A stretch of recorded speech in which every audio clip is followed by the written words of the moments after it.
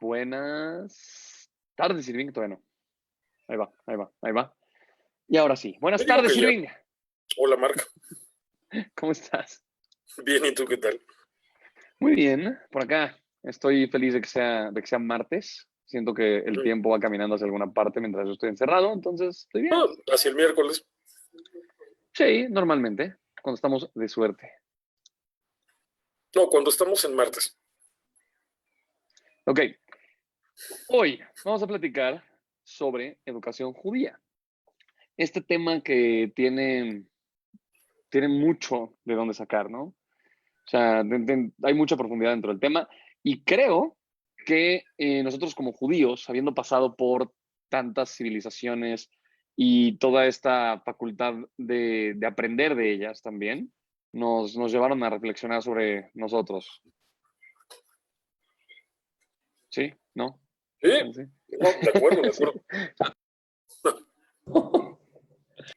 Ahora, eh, el tema de hoy, la idea es poder entender un poquito más qué es lo que hace a la educación judía diferente de las demás. Justamente lo que estamos tratando de integrar dentro de esta transmisión es dar una perspectiva histórica muchísimo más amplia, que nos pueda hacer entender cómo es que la tradición judía ha usado las herramientas que ha adquirido a través del tiempo para poder pasar una buena forma de transmisión que se mantenga hasta hoy en día, ¿no? Entonces, te doy la bienvenida, Irving. Gracias, Marc. Y voy a los disclaimers. Número uno, por favor, no hacer proselitismo. No me voy a meter en el tema de profundidad, que es proselitismo, ya saben qué es. Número dos, por favor, no vendan nada. Este es un espacio judío que estamos tratando de transmitir información y conocimiento, aclaración de judaísmo y no confusión. Número tres, por favor, respeten al ponente, respeten al medio, respeten al moderador, por favor. Y respétense también entre ustedes. Hay muchas personas que están interesados en este tema y pues es muy importante que logremos no salirnos de este por cualquier tipo de percance o malentendido. Y por último, si tienen alguna cuestión que quieran preguntarle a Irving sobre el tema, por favor háganlo libremente. Las preguntas y las respuestas se darán al final, o sea, las preguntas se empezarán una vez que termine Irving su plática, y de ahí ya continuaremos con ciertas ideas más detalladas que nos ayudarán a entender el tema todavía más a profundidad. Ahora, sin más que decir, Irving, por favor. Gracias, Marc. Pues sí, vamos a hablar de un tema que le resulta muy importante al judaísmo, porque el judaísmo probablemente sea de las pocas o acaso la única religión que desde sus propios fundamentos como religión pone a la educación en un papel muy relevante. Y eso lo tenemos, digamos, marcado en la Torah desde lo que viene siendo nuestra confesión de fe, que es este famoso pasaje del texto bíblico donde dice Shema Israel, Adoshem Elokeinu, Adoshem Echad. O Femejad. sea, oye, oh Israel, el Señor nuestro Dios, el Señor es uno. Digamos, esa es la confesión fundamental del judío. Pero después de esa declaración vienen una serie de instrucciones que también repetimos porque es parte de lo que llamamos el Shema en cuanto a sección de la Torah. Y dice, y estas palabras que yo te digo hoy, o que yo te prescribo hoy, las pondrás en tu mente y en tu corazón, y las repetirás a tus hijos al amanecer y al anochecer, y las repetirás cuando entres y cuando salgas, y las pondrás en las entradas, en los dinteles de tus casas y en las entradas de tus ciudades, y hablarás de ellas cuando vayas por el camino y cuando regreses. O sea, eso, si lo quieres resumir a una palabra, se dice educación.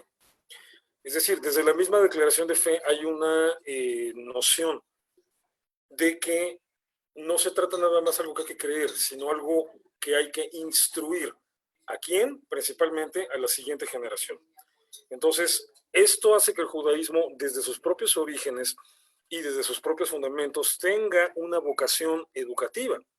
Y por eso el judaísmo ha sido una religión, digamos, muy sui generis, muy única en este sentido. Fue de los primeros pueblos que le apostó a la alfabetización. sea, se ha dicho mucho en cuanto a qué alcance tuvo esta alfabetización. Es obviamente lógico deducir que no fue, digamos, universal en la antigüedad, que no todos sabían leer, pero sí está demostrado arqueológicamente que todo parece indicar que había un alto índice de alfabetización porque en excavaciones, por ejemplo, en zonas arqueológicas donde se desentierran poblados o estratos del antiguo Israel, estoy hablando del Israel anterior a la invasión babilónica, o sea, anterior al año 587 antes de la era común, se han recuperado óstracas, así, en casas normales. ¿Qué son las óstracas? Las óstracas son piezas de cerámica, generalmente vasijas, o así potes o jarritos, pero cerámica en donde se escribe un texto. Y bueno, sabemos que en la antigüedad, sobre todo en la zona mesopotámica, tener óstracas era como el equivalente a tener libros. Entonces, el hecho de que se hayan recuperado óstracas en casas comunes y corrientes implica que la gente común y corriente tenía contacto con textos escritos. Es como si tuvieran, digamos, su propia biblioteca. Claro, estamos hablando de una época en la que no era posible tener grandes libros. De hecho, no se acostumbraban los libros. Estamos hablando de una época en la que todavía los documentos importantes se ponían en tabletas de piedra, de arcilla. Generalmente, cuando la arcilla está fresca, se escribía sobre la arcilla un texto cuneiforme, es decir, con la cuña. Luego se metía a cocer la arcilla y ya quedaba, digamos, como piedra y se archivaba. Entonces no era normal, ni siquiera que reyes o sacerdotes tuvieran libros como tal. Entonces, ¿de qué manera era que la gente podía tener algún texto escrito o contar con un texto escrito en casa? Lo que tenían eran óstracas. Ahora, pero bueno, ¿para qué te va a interesar una óstraca si no sabes leer? Entonces, esto denota que sí había un elevado nivel de alfabetización en comparación al resto de las culturas de esa época, que estamos hablando que todos eran absolutamente analfabetas, salvo las castas sacerdotales y las aristocracias. Pero bueno, que el analfabetismo en realidad fue algo que se mantuvo predominante en la gran mayoría del mundo, pues hasta relativamente hace poco tiempo. Es decir, hace un siglo todavía el nivel de alfabetización a nivel general en el mundo era bajo. Hace un siglo ya el nivel de alfabetización en el judaísmo era básicamente completo. ¿Por qué? Porque si estamos hablando de que hace más o menos 2800, 2700 años ya había un alto nivel de alfabetización como para que gente común y corriente tuviera óstracas, estamos hablando de que hace más o menos 2000 años, sobre todo a partir del inicio de la era rabínica, se fue volviendo cada vez más frecuente que al judío se le enseñara a leer. Y aquí viene otro momento importante, el otro punto del que vamos a hablar, el otro momento crítico en la evolución del concepto de educación, y es cuando se destruye el templo, cuando el templo es destruido. ¿Por qué? Porque con la destrucción del templo se desmorona la estructura institucional religiosa del judaísmo, y esto va a tener repercusiones tremendas en términos históricos. ¿Qué es lo que pasa con esto? El judaísmo, como todas las religiones de la época, tuvo una estructura eminentemente sacerdotal, es decir, una religión guiada por una casta sacerdotal cuya identidad se heredaba de manera dinástica. Es decir, solamente puedes ser un Cohen si tu papá es Cohen. Aquí no es optativo, nada de que yo quiero ser un Cohen y voy a estar para Cohen. No, no se puede. Es una cuestión eminentemente dinástica. Y hay una regla de funcionamiento social que aplica universalmente y es que cuando el poder se hereda de manera dinástica, la educación también. Porque al final de cuentas, la educación confiere poder. Entonces, el hecho de que tanto la cuestión política se heredara de padres a hijos como el liderazgo religioso se heredaba también de padres a hijos, entonces hacía que en términos generales la alfabetización y la culturización quedaran reducidas a estos espacios aristocráticos. Claro, hay evidencia de que cierto porcentaje de la población judía o israelita en la antigüedad sabía leer, pero bueno, no era la norma. Lo más normal en una estructura dinástica es esto, que también la educación queda concentrada en un sector. Ahora bien, esta estructura religiosa del judaísmo se mantuvo vigente más o menos 1000 años, por lo menos, es lo que está perfectamente documentado. 1000 años, digamos, con el templo funcionando, porque antes está el Mishkan, el tabernáculo. Entonces, bueno, estamos hablando de tal vez 1300 años, entre 1200 y 1300 años, con esa estructura sacerdotal vigente, funcionando todo el tiempo. Entonces, obviamente, como todas las religiones de la época, el judaísmo se acostumbró a funcionar de esa manera. Entonces, en este esquema, todo gira alrededor de un centro de culto bien definido y solamente autorizado ese centro de culto, que es Jerusalén y que es el templo. Entonces, están las fiestas de peregrinación en las que la gente tenía que venir, en las que la gente tenía que asistir anualmente, sobre todo en Pesaj, en Shavuot, en Sukkot, este tipo de fiestas en donde tenía que venir a Jerusalén, estaban todos los rituales que se hacían en el templo, todos los rituales dirigidos por los Kohanim y los Levim, pero que la gente solamente veía. O sea, los únicos que participaban activamente, digamos, de lo que es la religión como práctica, eran los Kohanim y los Levim. La gente simplemente era espectadora.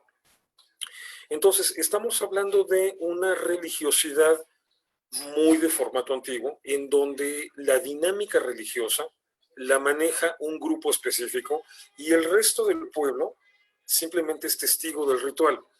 Sobre todo porque en este caso el judaísmo fue desechando con el paso de los siglos la práctica de rituales, digamos, este tipo de rituales animistas, muy característicos de la religión mesopotámica, en donde la gente, digamos, participaba en literalmente representaciones teatrales que reproducían las mitologías, sobre todo cuando tenían que ver con el asunto de la fertilidad, porque la creencia era que de esa manera la gente mantenía funcionando al universo. Era como hablar del pájaro que le da cuerda al mundo. Entonces, el judaísmo va desechando este tipo de prácticas hasta reducir la religión a los conceptos más bien abstractos. Pero bueno, entonces toda la praxis religiosa queda a cargo de la casta sacerdotal. Este sistema tiene un cambio radical, tiene un primer cambio radical a partir de la invasión babilónica. ¿Por qué? Porque el templo es destruido. Pero no nada más por eso, sino porque los asirios ya habían dispersado a una gran cantidad de población israelita del reino de Samaria en diferentes zonas. Ya se habían abierto, inaugurado, vamos a decirlo así, comunidades israelitas en diferentes zonas del imperio asirio. Entonces, cuando el templo es destruido, en el año 587, el Beit HaMikdash, el primero, el original, el de Salomón, es destruido, entonces la vida comunitaria en la diáspora empieza a cobrar una cierta relevancia que antes no había tenido. Antes estábamos hablando de comunidades que existían en condiciones de exilio y la gente que estaba en ellas, que vivía en esas comunidades, simplemente se sentía expatriada, desterrada, exiliada. Pero ahora con Judea destruida y Jerusalén destruido, por una parte entra todo en crisis porque se corre el riesgo de que toda la identidad israelita se desmorone y desaparezca, pero por otra parte también la vida comunitaria a nivel local fuera de Eretz Israel, o sea, la vida comunitaria en el exilio empieza a cobrar una nueva relevancia. Y eso lo vamos a resentir especialmente en Babilonia, en la zona de Babilonia donde se estableció un gran contingente de judíos llevados allí por Nabucodonosor.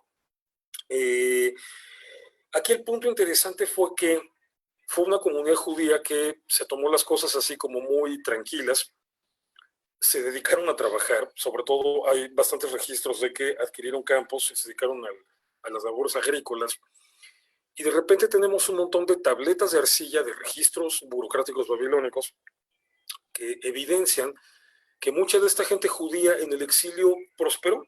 De repente se volvieron gente pudiente, gente con recursos económicos. De tal manera que cuando Ciro el persa decreta que los judíos pueden regresar a su tierra de origen, a Judea, resulta que una gran cantidad de ellos deciden no regresar. De hecho, fue minoritario el grupo que regresó a reconstruir Judea.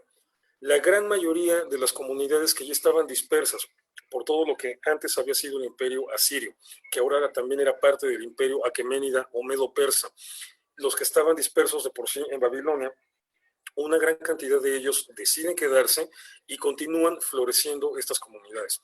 ¿Qué va a pasar? Que en cosa de un siglo la comunidad judía de Babilonia va a estar posicionada como la más fuerte económicamente hablando, la comunidad judía más poderosa, mejor integrada, con más recursos. Durante muchos siglos, digamos que el centro económico y cultural del judaísmo no siempre va a ser, bueno, económico nunca, no va a ser Jerusalén. Jerusalén era más bien un lugar relativamente pobre y afectado porque estuvo bajo el vasallaje de los persas, luego bajo el vasallaje de los griegos, luego de los seleucidas, luego de los romanos. Entonces era una ciudad sometida. La comunidad donde los judíos eran plenamente libres y podían moverse a placer y hacer lo que quisieran fue la de Babilonia, no tanto la de Judea. Esa tuvo que sortear toda la represión habida y por haber de todos los imperios que fueron y vinieron. Es la comunidad judía de Babilonia la que va a tener todas las libertades. Entonces, en la comunidad judía de Babilonia va a empezar a desarrollarse una institución relativamente novedosa para los conceptos de la época, digo, novedosa en aquellos tiempos del exilio, pero que eventualmente se va a convertir en demasiado importante, fundamental para todos los judíos, y es la sinagoga, lo que en hebreo obviamente se le llama originalmente Beit HaKnesset, o sea, lugar de reunión, pero también se le llama Bet Midrash, o sea, lugar de enseñanza, literalmente, y que luego en griego, ya en la etapa helénica, se le va a poner el término griego sinagoga. Interesante, aquí tiene que ver una cuestión eminentemente sociológica, y es el hecho de que el templo, aunque tenía la primacía espiritual, era el centro de la vida espiritual para el judaísmo, la comunidad judía de Jerusalén no tenía el dinero, no era la del dinero. Entonces, inevitablemente empieza a pesar más lo que se hace en Babilonia, es la comunidad pudiente, que de repente lo que se puede estar haciendo en Judea. Entonces, llega un momento en que los grandes maestros de Torah los tenemos en Babilonia. Gilel el Grande, por ejemplo. O sea que, según el Talmud, hay un momento en que la Torah estaba casi olvidada en Judea, y es Gilel quien viene desde Babilonia para volver a instruir a toda una generación en la Torah. Entonces, pero el hecho de que ya aparezcan grandes sabios en la comunidad judía de Babilonia, y grandes sabios que no son de la casta sacerdotal, significa que estamos hablando de que algo muy interesante pasó allí a nivel de educación. Podríamos resumirlo en estos términos. Ahí fue donde empezó a darse el proceso de democratización de la educación. El proceso donde realmente la educación quedó en términos prácticos al alcance de todo. En términos teóricos siempre lo estuvo, y de hecho siempre fue obligación, porque la ordenanza de la Torah es esa. Estas palabras que yo te enseño hoy, y no dice que sea nada más para los Kohanim, para los Levim, sino en general a todo el pueblo de Israel, estas palabras que yo te enseño hoy las pondrás en tu corazón y en tu mente, y las enseñarás a tus hijos al amanecer y al anochecer, y las pondrás en las puertas, las escribirás en las entradas, en las puertas de tus casas y de tus ciudades, y las repetirás cuando vayas y cuando vengas y en todo momento. Entonces, es una norma que debe ser obedecida por todo judío. Entonces, y es una norma que de hecho implica aprender a escribir, porque dice, las escribirás en las entradas de tu casa. O sea, nótese cómo la orden original no necesariamente implica el uso de lo que hoy llamamos mezuzá, que es esta caja donde metemos el rollo con el texto escrito. O sea, más bien pareciera que la orden se refiere a que las escribas literalmente en la entrada de tu casa. Bueno, ya después obviamente esto se estilizó, se desarrolló la mezuzá, es lo que se utiliza hasta la fecha, pero de todas maneras sigue siendo esa la idea. O sea, que lo escribas en un texto, lo enrollas, lo pones en la mezuzá y lo pones en la puerta de tu casa. Entonces, desde esa norma, el judío todo el tiempo tiene que estar en contacto con libros, con textos escritos. Entonces, poco a poco, por medio de primero, ya después por medio de libros, pero el judío se acostumbró siempre a tener a la mano algo que leer. Y bueno, evidentemente, cuando viene esta nueva condición, que es la diáspora, o que es el exilio, inevitablemente la religión se empieza a democratizar, se empieza a descentralizar, aunque Jerusalén va a seguir siendo el epicentro, la capital de la práctica religiosa judía. La educación religiosa va a empezar a cundir fuera de Eretz Israel en todas las demás comunidades. Y entonces, para cuando venga el momento en que Babilonia esté posicionada como la comunidad judía más fuerte, más consolidada, no va a ser nada más por lo económico, también va a ser por lo cultural. Es ahí donde están las grandes yeshivot, es ahí donde están las grandes academias, donde están las grandes escuelas, donde está el gran proyecto educativo. Entonces, digamos que esto hace que entremos en una fase que le podremos llamar transicional, salvo por el detalle de que fue muy larga, estamos hablando como de unos 4 siglos de fase transicional, pero estamos hablando de 4 siglos en los que, por una parte, siguió existiendo el judaísmo del templo, centralizado todo en los rituales de los Kohanim y los Levíim, pero por otra parte se fue consolidando poco a poco la sinagoga como lugar presente en todas las comunidades judías del mundo y donde todos los judíos podían aprender. No era sencillo, porque les repito, la alfabetización no siempre era integral, o sea, no podemos hablar de un 100% de alfabetización. Y aparte, de todas maneras, el hecho de que supieras leer, si no tenías libros con qué practicar, y era muy raro que la gente pudiera tener libros, bueno, tu proceso de lectura era más bien torpe, o sea, tal vez sabías distinguir, por ejemplo, frases o textos como muy específicos, ¿no? Como por ejemplo el texto del Shema. Lo veías, lo identificabas, más por memoria visual tal vez que por saber leer, y lo repetías, porque eran cosas que se iban memorizando. Pero, ¿vas a preguntar algo? Sí, nada más una cosa para aclarar un poco el tema. Estamos hablando que ellos no lo veían como una instrucción lingüística. O sea, cuando ves una palabra, normalmente ves las vocales y vas como siguiendo instrucciones, si tuviera que plantearlo de alguna manera, para poder hablar lo que está escrito. ¿Sí? Lo que tú estás diciendo es que ellos lo veían como si fuera una imagen, o sea, como si reconocieran este texto no como una forma de lectura, sino como una imagen por sí misma. Claro, lo que pasa es que aquí cuando no sabes leer, sabes reconocer las letras, pero no tienes la práctica de leer, bueno, imagínate una época en la que ni siquiera tienes libros a la mano. Entonces, aunque hayas aprendido el proceso, hayas mecanizado el proceso, no lo estás ejercitando continuamente. Solamente tu lectura va a ser torpe. Y tú lo puedes ver con un montón de judíos, por ejemplo, que no dominan el hebreo, sobre todo la lectura, que si les pones el Shema, te lo identifican inmediatamente. O sea, a golpe de vista, esto es el Shema, y te lo dicen porque lo tienen de memoria. Pero si tú les dices, a ver, léeme toda la Amidá, por ejemplo, un gran porcentaje no la va a poder leer, o por lo menos no la va a poder leer fluido. Se va a ir medio atorando un poco. ¿Te refieres a la lectura en hebreo? O sea, el hecho de que esté en Exacto, hebreo. sí. Sí, o sea, un judío occidental, gringo, Okay. mexicano, argentino, etcétera, que no sea muy ducho con el hebreo. O sea, obviamente, pues si les das un texto, si les das un periódico en hebreo, igual y no te leen nada. O sea, si les quitas las nekudot, las vocalizaciones, no te leen nada.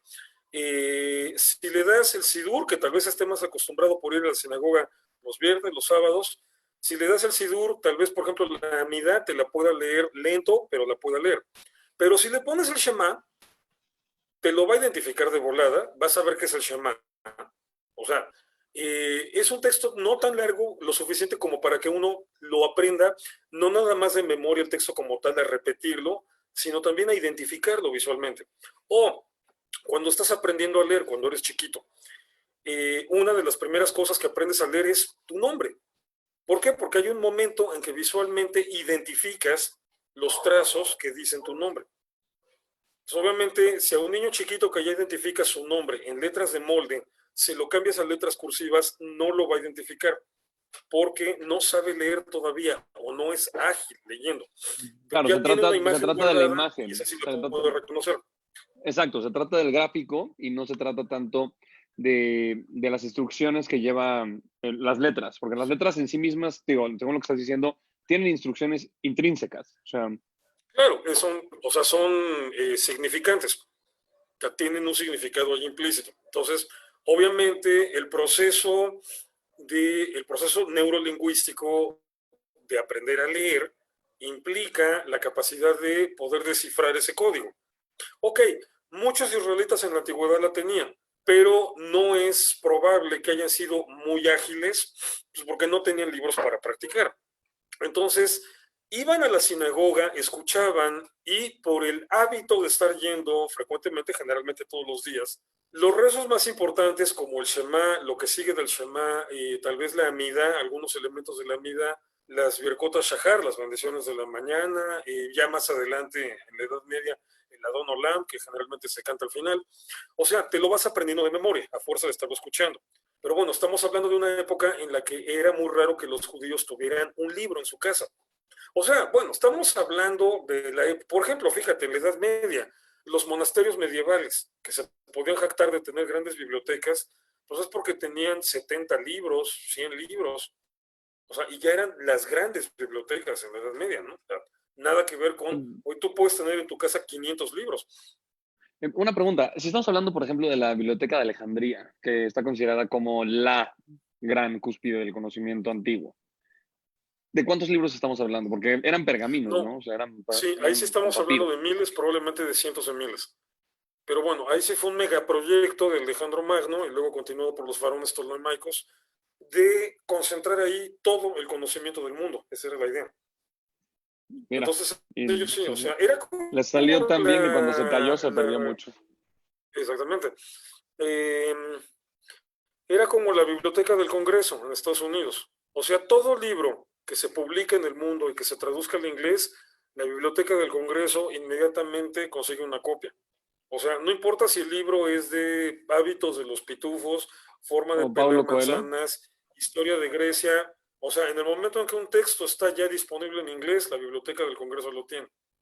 Entonces, la cantidad, o sea, es la biblioteca probablemente más surtida que haya. O sea, solamente comparable tal vez a la biblioteca de Nueva York, ¿no? O sea, la biblioteca central. Pero estamos hablando entonces de que ese tipo de, digamos, proyectos eran completamente, digamos, atípicos en la antigüedad. La vida cotidiana del parroquiano que va y trabaja en el campo, cuida sus vacas y regresa a hacer ese pato natario, o sea, no incluía lectura de libros, pues porque no había libros.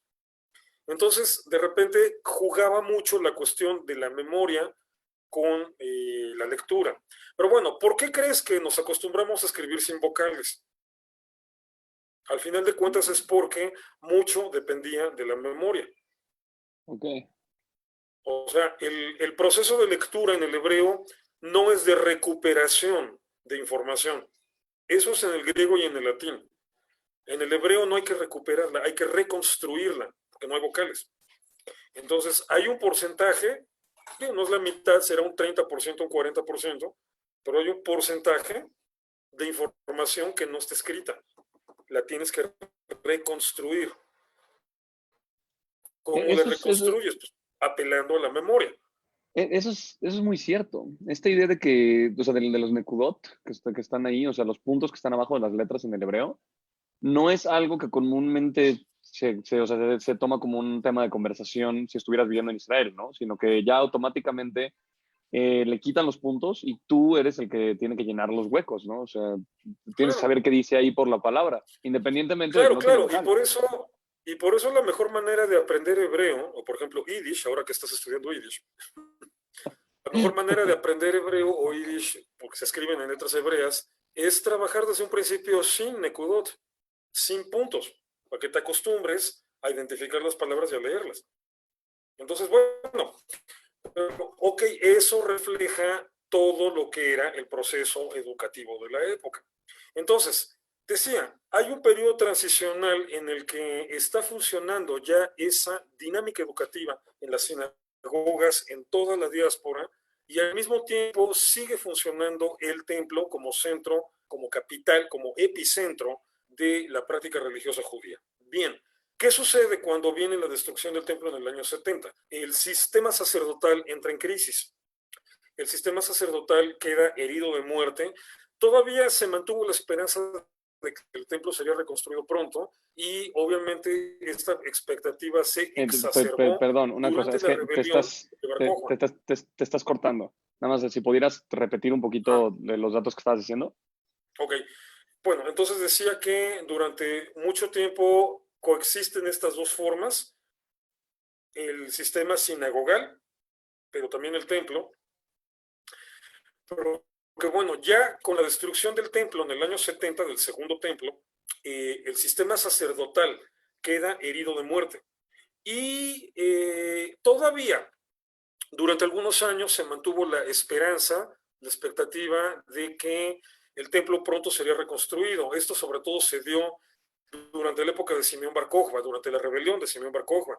Se creía que Jerusalén pronto sería liberada y el templo sería reconstruido. Bueno, al final de cuentas, los romanos lograron aplastar esta rebelión y es apenas ahí, digamos, en el año 135, cuando el pueblo judío se resigna a que no va a poder liberarse del yugo romano, no por la vía militar, y bueno, el templo no va a ser reconstruido. Entonces termina la etapa sacerdotal de la religión judía y ya queda como única en el panorama, como único paradigma religioso, el judaísmo rabínico, que no era nuevo. O sea, repito, eso viene vinculado a la evolución de la sinagoga, así que ya había cientos de años de evolución rabínica, nada más que no tenía, digamos, brillo propio ni autonomía, porque el epicentro de la vida religiosa era el Bet HaMikdash y obviamente el liderazgo estaba en manos de los Kohanim. Pero ya sin templo y sin sacerdotes funcionando, la sinagoga se convierte en el epicentro local de la vida judía.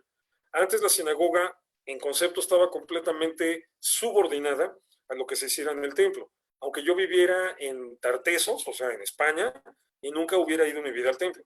Pero obviamente había una subordinación abstracta. Destruido el templo, la sinagoga se va a convertir en el centro fundamental de la vida judía. Y esto se va a mantener vigente en la diáspora hasta la fecha. Hasta la fecha. Pero entonces eso hace que el papel de la sinagoga, no nada más como Bet HaKnesset, o sea, como lugar de reunión, sino también como Bet HaMidrash, lugar de estudio, se refuerce todavía más. Entonces ahí es en donde, digamos que se termina de consolidar el sistema tradicional de educación judía, siempre alrededor de la sinagoga. Y aquí va a jugar un papel muy importante un rabino de la época de la primera revuelta antirromana, es decir, de la época del año 70 más o menos, que es básicamente en muchos sentidos el rabino que salva al judaísmo al establecer una normatividad de cómo empezar a consolidar la identidad judía sin el templo, ahora que el templo ha sido destruido. Y es el rabino Yohanan Ben Zakkai, que según el Pirkei Avot, según la tradición judía plasmada en la Mishnah, Yohanan Ben Zakkai fue discípulo de Hillel y de Shammai. Ahora, Yohanan Ben Zakkai establece una norma que suena muy sencilla, parece una idea muy elemental, pero que sin embargo es la punta de lanza o la piedra angular de todo el concepto de la educación judía. Y es construye una valla alrededor de la Torah. ¿A qué se refería Yohanan Ben Zakkai con esto? En el momento en que Yohanan Ben Zakkai es maestro, le toca, es contemporáneo de esta derrota sufrida en el año 70 y de la destrucción del templo. Entonces, Yohanan Ben Zakkai entiende, se da cuenta que la práctica del judaísmo se va a volver, digamos, excéntrica. Me refiero fuera del centro. O sea, el centro estaba en Jerusalén, destruido Jerusalén, cada comunidad local va a cobrar su propia importancia, va a cobrar sus propias dinámicas. Entonces, existe el riesgo de que esto genere una dispersión, de que cada comunidad empiece a hacer lo que se le pegue la gana y dentro de cierto tiempo las comunidades, por ejemplo, las que estaban ya en Persia, con las que estaban en Italia, no se entiendan y peor aún, no se identifiquen como judíos, o sea, como hermanos de fe, como hermanos de religión, como hermanos en cuanto al origen. Entonces, Yohanan Ben Zakkai plantea este concepto de construir una valla alrededor de la Torah. Es decir, construir una normatividad periférica en la Torah, o sea, están las mitzvot de la Torah, las ordenanzas de la Torah.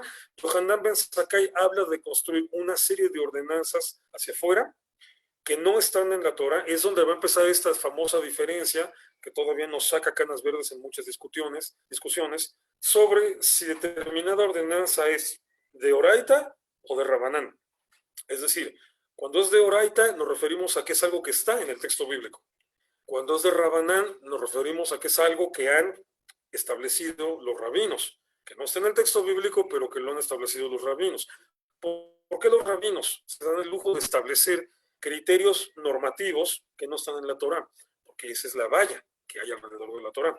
¿Cuál es la idea? La idea es que ahora que el judaísmo iba a estar enfrentando disperso situaciones diferentes, en lugares diferentes y en momentos diferentes, y por lo tanto retos diferentes, cada comunidad judía iba a tener que aprender a construir una normatividad particular, o sea, vigente en su lugar. Pues no es la misma normatividad que vas a desarrollar en un país donde hace un frío criminal a un país donde te mueres de calor. Por ejemplo, en la ropa, ¿qué tipo de ropa hay que usar? O sea, si hace un montón de calor, andas con poca ropa. Eso, por supuesto, le va a terminar por parecer indecente a alguien del norte, a alguien nórdico. Pero bueno, ni modo, son diferencias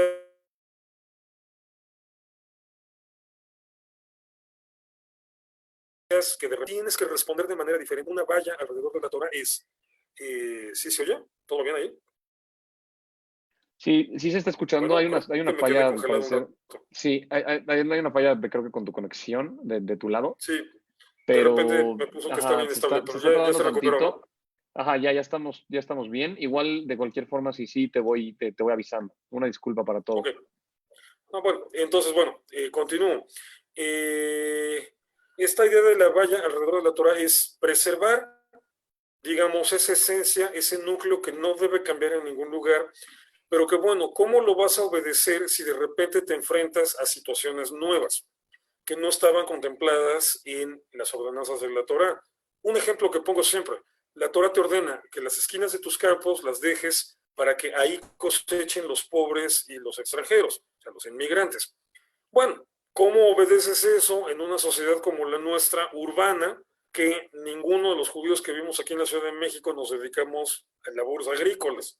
Entonces, en esta nueva situación tienes que desarrollar una normatividad secundaria o podríamos decirle una jurisprudencia que establezca nuevos hábitos de vida a partir de tu realidad, pero que garanticen el espíritu de la mitzvah de la Torah original, aunque sea una orden agrícola, garanticen que ese espíritu va a ser obedecido, se va a cuidar, se va a observar.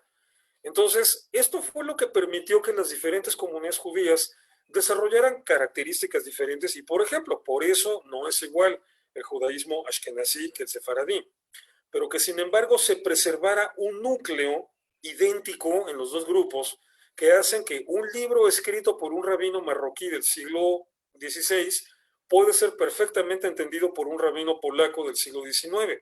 De hecho, lo escribían en el mismo idioma, en hebreo, en un hebreo que entendían los dos grupos. Entonces estamos hablando de cómo esta valla funcionó a la perfección en el sentido de que garantizó ese espacio en el que cada comunidad judía podía desarrollar sus propias características, pero preservando ese núcleo de identidad que hace que todos los judíos de todo el mundo y de todas las épocas nos podamos identificar como hermanos, o sea, como judío contra judío.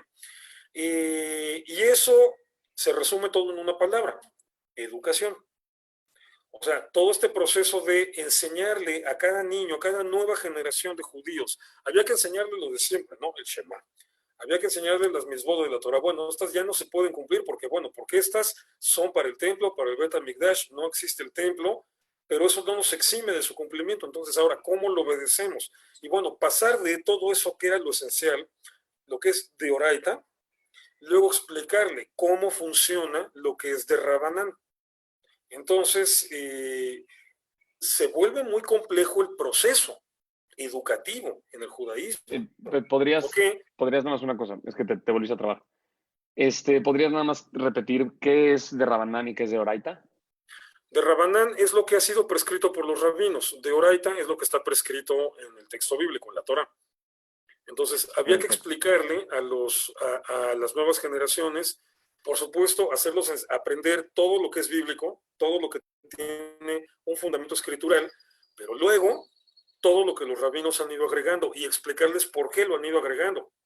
Pero no nada más explicarles por qué lo iban agregando, también explicarles qué hacer cuando ellos se vean frente al reto de tener que agregar algo.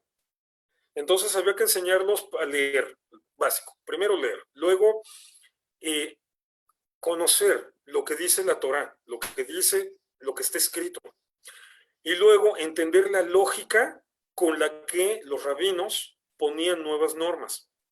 Y luego ir todavía un paso más adelante en la lógica para que ellos mismos estuvieran capacitados para poner nuevas normas en el momento en que se requiriera.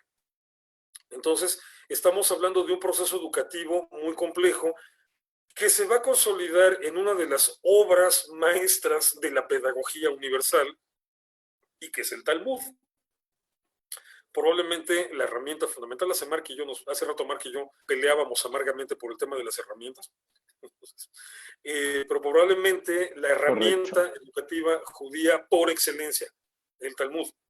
Un texto que a primera vista parece caótico, pero que justamente está diseñado así para que su estudio metódico, su estudio así, paso por paso, párrafo por párrafo, son miles de páginas y mi conexión otra vez está inestable. ¿Todo está bien ahí? Creo que ya está bien, ¿no? Ok, el Talmud Sí, sí, para que paso por... se está cortando un poquito, pero se mantiene. Yo estoy, o sea, Okay, yo ahorita estoy al tanto. ok. El Talmud para que párrafo por párrafo, conforme lo vas estudiando y vas entendiendo la lógica, estudiar el Talmud te ofrece esos 4 niveles de comprensión. Uno, lo que dice la Torah, o sea, la orden de la Torah tal como está y tal como se debería obedecer en el contexto para el cual la Torah la hizo. Pero dos, bueno, primero, aprender a leer. Ese más bien es el primer nivel, lo básico, aprendes a leer. Lo segundo, el contenido de la Torah tal cual es. Tercero, el contenido de lo que han enseñado los rabinos, la lógica por la cual un rabino de la antigüedad dijo, esto ahora lo vamos a hacer así. Pero finalmente, en un cuarto nivel, la lógica de la discusión, para que si en un momento dado tú tienes que diseñar una nueva normatividad, tengas las herramientas correctas y adecuadas para hacerlo. Entonces, estamos hablando de un proceso educativo interesantísimo porque parte de la idea de 4 niveles que van digamos, un nivel de complejidad cada vez mayor, pero que te va dando cualidades o habilidades nuevas en cada nivel. Primer nivel, aprendes a leer, o sea, eso es lo básico. Aprendes a leer y con ello aprendes a aprender, aprendes a procesar la información. Segundo nivel, el núcleo básico de la información. Conoces lo básico, lo elemental de tu materia. O, como le diríamos ahorita en términos académicos, tu licenciatura. ¿Cuál es el objetivo cuando estudias una licenciatura? Que conozcas la carrera, el oficio que has seleccionado y sepas de qué se trata y cómo se ejerce. No te están pidiendo que inventes, no te están pidiendo que interpretes, nada más que sepas cómo se ejerce. Hay un siguiente nivel, que en este caso es el equivalente a las enseñanzas de los rabinos, es decir, cuando las prescripciones de Rabanán ya son diferentes de las prescripciones de la Torá, evidentemente por una situación muy especial, por una coyuntura especial, bueno, entonces tienes que entender la lógica de por qué los rabinos de repente hacen determinadas prescripciones. Es decir, tienes que desarrollar la capacidad crítica. Y esto, en teoría, es lo que te debería proveer una maestría. Es decir, ya no nada más manejas tu área de trabajo, tu profesión, tu oficio, ya no nada más eres capaz de funcionar, ya te das cuenta de otro nivel, ya eres capaz de hacer un planteamiento crítico, porque no nada más conoces operativamente tu oficio, conoces su lógica.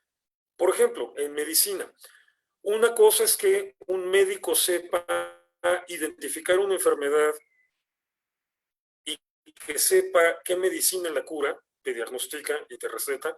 Y otra cosa es que un médico entienda cuál es el daño que provoca la enfermedad, en qué órganos, y cuál es la reacción del organismo ante los componentes químicos de la medicina. O sea, es diferente cuando el médico nada más por repetición identifica, hace un diagnóstico, identifica una enfermedad y sabe qué medicina recetar, a diferente cuando un médico comprende todo lo que está pasando, no nada más en la enfermedad, sino también las posibilidades químicas de la medicina. Eso es lo que hace la diferencia entre los médicos que pueden equivocarse mucho en sus diagnósticos, que de repente una sintomatología puede ser idéntica a otra, te confundes y recetas lo que no va, a un médico que está perfectamente alerta a las reacciones y a los detalles, que entiende lo que está pasando y que por lo tanto puede corregir un diagnóstico y una medicación a tiempo.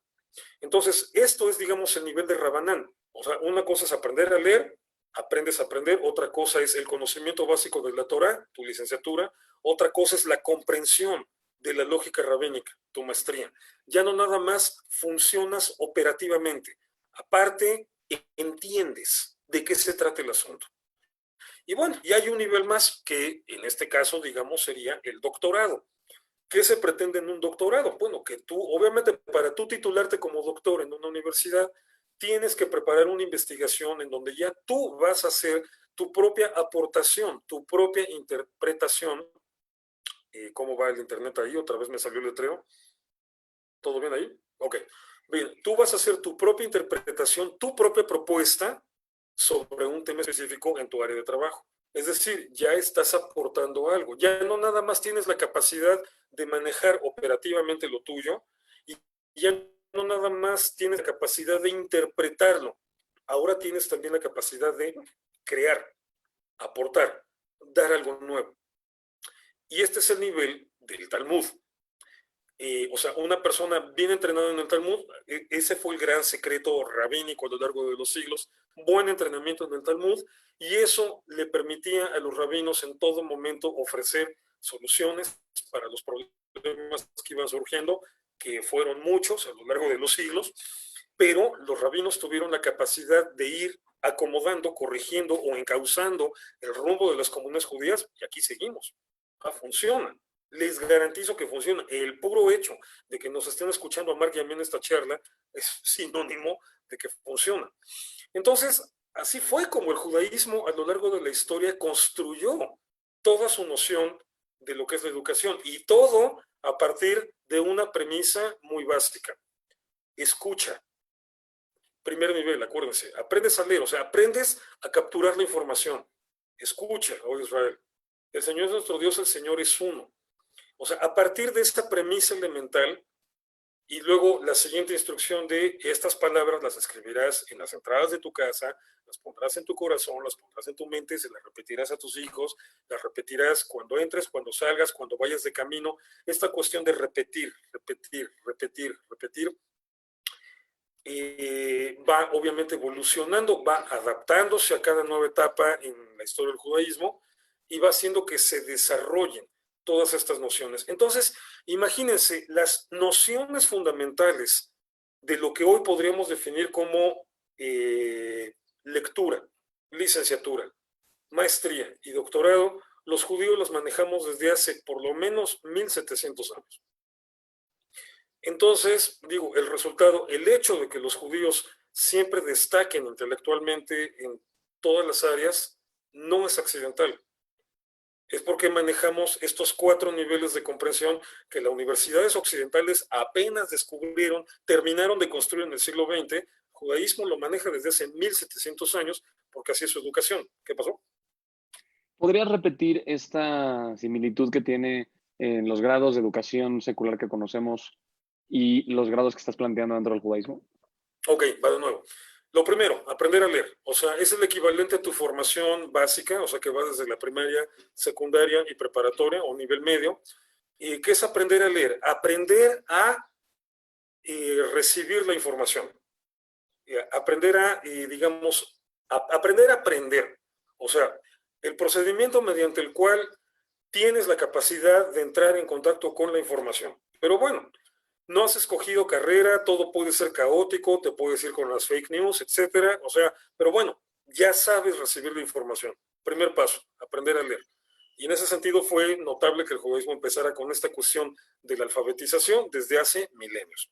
Segundo paso, en el judaísmo es aprender lo que dice la Torá, lo que enseña la Torá. Pero bueno, imagínate ya judíos que vivían en ciudades que ya no vivían una vida agrícola y que se enfrentaban a todas las reglas agrícolas de la Torá. O, más aún, ya sin el templo, ya con el templo destruido, todas las mitzvot de la Torá que tienen que ver con la vida en el templo. O, no eres un Cohen, no eres un Levi, eres un Israel. Y ves todas las mitzvot que son para Kohanim o que son para Leviim. Ok, la premisa judía es que nada de eso te exenta de tu obligación de obedecer. Pero entonces, bueno, si no estoy en esa circunstancia original, sino que estoy digamos, viviendo en otro país, en otro contexto, y no soy un Cohen ni un Levi, ¿cómo lo tengo que obedecer? Ok, para poder obedecerlo, para poder, digamos, hacer caso de eso, primero tenías que conocerlo. Entonces, este es el siguiente nivel, el aprendizaje de la Torá, que viene siendo como el equivalente de la licenciatura. ¿Por qué? Porque la licenciatura te da los elementos para que manejes tu oficio. O sea, te capacita, se supone, te capacita para que puedas funcionar operativamente, para que cualquier cosa que se presente tú sepas cómo se tiene que resolver. ¿Por qué? Porque conoces tu oficio. No tienes tal vez la capacidad de comprensión filosófica del oficio, pero lo conoces operativamente, lo puedes resolver. Se supone que esas son las herramientas que te da una licenciatura. Esas son las herramientas que te da el estudio, el conocimiento de la Torá.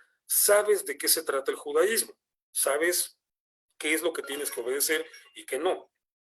Pero bueno, de repente te enfrentas en el judaísmo, te enfrentas a que muchas prescripciones de la Torá han tenido que ser ajustadas a veces de manera muy desconcertante, porque parece muy distinto, por, ¿cómo le llamamos?, responsas rabínicas.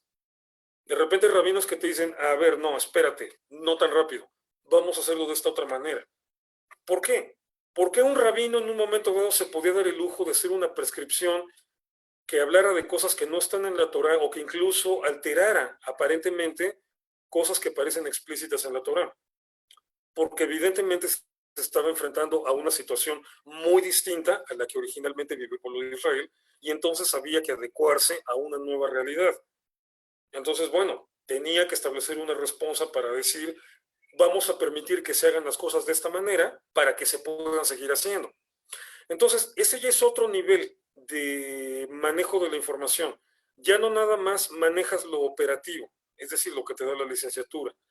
Ya implica entender la lógica que sustenta toda esa información. Entonces, es lo que se supone que tienes que aprender en una maestría. O sea, ya cuando eres un maestro, es decir, que puedes enseñar, que estás capacitado para enseñarlo, es porque tienes un nivel en el que no nada más manejas operativamente tu oficio, sino que entiendes la lógica del oficio. Y por eso cuando viene una situación diferente y te enfrentas a una fórmula diferente, a un procedimiento diferente, entiendes por qué. Entonces, en este nivel ya pasas del nivel de la Torah, que es la licenciatura, pasas al nivel de las enseñanzas de los rabinos, que tienes que entender la lógica que hay en esas enseñanzas. Pero bueno, tal vez un día te vas a encontrar a una nueva situación para la cual ningún rabino ha escrito nada. Por ejemplo, ahora que con el siglo XX, la ciencia avanzada en el siglo XX, llegó la bioética, trasplante de órganos. Algo que ningún rabino jamás en la historia se tuvo que plantear, porque eso no existía. De repente la ciencia médica lo hace posible. ¿Qué posición debe tomar el judaísmo ante el trasplante de órganos? Entonces, bien, es ahí donde se requiere que estés en el nivel de doctorado. Es decir, que alguien que no nada más sabe acumular información, no nada más conoce cómo funciona el oficio y no nada más conoce la lógica inherente al oficio. Alguien que además puede proponer algo nuevo, puede proponer algo diferente a todo lo que se había propuesto, porque ya su capacidad ya no nada más es de comprensión, sino también de acción. Entonces, es el nivel, es equivalente al nivel de doctorado. Y es, digamos, el culmen cuando se supone que has estudiado bien tu Talmud. O sea, ya después de estar leyendo tanta discusión y tanta discusión de los rabinos antiguos, se supone que ya sabes cómo discutir. Cuando ya has estado leyendo tantas propuestas, tantas soluciones que ellos fueron encontrando a lo largo de la historia, tú también ya estás capacitado para aportar soluciones. Entonces vienen los problemas de la bioética y claro, el judaísmo se tardó sus 20, 30 años discutiendo el asunto y es normal, pero lo pudo resolver y pudo responder a la altura de las nuevas situaciones. Viene la cuestión de la Shoah, por ejemplo, y la persecución de criminales de guerra nazi. ¿Cómo persigues, cómo juzgas, cómo sentencias a esos criminales de guerra? Situaciones que nunca se habían dado en la historia. El judaísmo tuvo la capacidad para enfrentar eso. ¿Por qué? Porque tenía, desde la perspectiva de la educación tradicional judía, gente con ese nivel de doctorado cultural, o sea, de gente que no nada más sabía capturar la información, sabía cómo funcionaba, entendía su lógica, sino que aparte también podía proponer, podía crear soluciones, crear respuestas nuevas a retos nuevos. Entonces, esta es la manera en la que se van equiparando estos 4 niveles que en la instrucción académica occidental, digamos, son apenas recientes, datan del siglo XX, o sea, el concepto de maestría y doctorado. Digo, ya están desde la Edad Media, los títulos. O sea, tú podías terminar tus estudios de doctorado, pero los terminabas en 2 años, ¿no? Desde que empezabas a estudiar. O sea, ya el concepto pleno, así de cómo estructuras todo lo que implica académicamente una licenciatura, una maestría y un doctorado, bueno, es algo relativamente reciente. Judaísmo lo maneja desde hace mínimo 1700 años, desde la era talmúdica. Wow. Bueno, eso en términos generales, ¿cómo andamos? Eso en términos generales con la educación judía. Bueno, obviamente, ahorita no me metí con la educación en el hogar, la educación de los niños. Ese es otro tema. ¿Y ese qué? ¿Lo vamos a ver mañana o cuándo era? Lo vamos a ver mañana. Ok, O sea, mañana sí. ahorita estamos viendo la perspectiva histórica, estamos tratando de entender un poquito más cómo fue que la educación judía evolucionó y cómo es que influyeron las diferentes circunstancias para que el pueblo judío entendiera qué tan importante es la educación y decidiera implementarla de una forma mucho más amplia. Mañana vamos a ver ya un poquito más sobre lecciones, ¿sí? Que nos da la educación, como me estás viendo. Lecciones que nos da la educación, que son un poquito más sobre de por qué es tan eficaz o es tan eficiente la educación judía, ¿no? Por qué hemos tenido tanto éxito en cómo recabamos información y al mismo tiempo sobre cómo es que la transmitimos después nosotros. Porque se requieren las dos. O sea, es lo que hacemos los judíos. Ok. Claro. Entonces, vamos a abrir el foro para preguntas y respuestas. Para todas las personas que quieran preguntar algo, quieren profundizar en algo, quieren saber un poquito más sobre el tema, pregunten. Justamente esta es la cápsula, el momento, el espacio. Pero sí, Sully Mendelssohn pregunta, mañana es el tema de educación de los niños. No exactamente de los niños, sino tiene más que ver con las herramientas o las características o elementos de la educación judía que logró que fuera tan trascendental, ¿no? O sea, que claro, tan mañana vamos a hablar de la educación, digamos, en el nivel ya personal. Ahorita estamos hablando básicamente de cuestiones teóricas, o sea, de cómo el judaísmo estudiamos y enseñamos y aprendemos cuestiones abstractas, o sea, lo que tenía que ver con el conocimiento de la Torah, con la interpretación de las sentencias de los rabinos, con las propuestas nuevas en las épocas nuevas. Mañana ya vamos a hablar un poco de esto, cómo se traduce en el hogar, en la vida cotidiana, o sea, en lo práctico, en lo eminentemente práctico. Ahí está, lo no nada más con los niños. Mucho más simple que yo. Pero sí. Ahora preguntan, ¿por qué el bar mitzvah es a los 13 años para los niños, y 12 para las niñas? En la antigüedad, obviamente, bueno, divertido el tema. La adolescencia se ha vuelto demasiado larga. A ver, aquí los seres humanos actuales sí tenemos un problemota, y es que nuestra evolución social ya se disoció de nuestra evolución biológica. O sea, a los 18 años ya eres adulto, en el sentido de que tu cuerpo ya terminó de desarrollarse, básicamente. Fíjate, estás diciendo que ya tenemos nosotros, o sea, como una forma de influenciar la manera en la que crecemos, de manera ¿Una fisiológica, forma de instintiva, qué? de influenciar nuestro No, no, instinto al no. grado. No, es que justamente porque no la tenemos. O sea, a los 18 años ya llegas a tu madurez física, pero todavía te falta un montón para llegar a tu madurez social. Entonces, o sea, todavía tienes que pasar por todo el proceso de estudios profesionales para que tal vez, o sea, si no te animas a hacer posgrados, a los 22, 23 años estás terminando la carrera y empezando a buscar trabajo. Y bueno, de aquí a que estés listo para ya costearte tu propia vida, casarte, tener tu propia familia, o sea, todavía le falta. Entonces, entre, entre que terminas la adolescencia y te casas, pueden pasar 10 años, 12 años, etcétera. Entonces, ¿qué es lo que ha provocado las dinámicas sociales contemporáneas? En términos reales, psicológicos, que la adolescencia se prolongue. Por eso nos cuesta un poco de trabajo. Claro, ya es normal para nosotros, ya estamos acostumbrados a que es más bien la norma. Pero por eso, de repente nos resulta tan extraño este hábito antiguo en el que el niño a los 13 años, la niña a los 12, ya eran considerados adultos.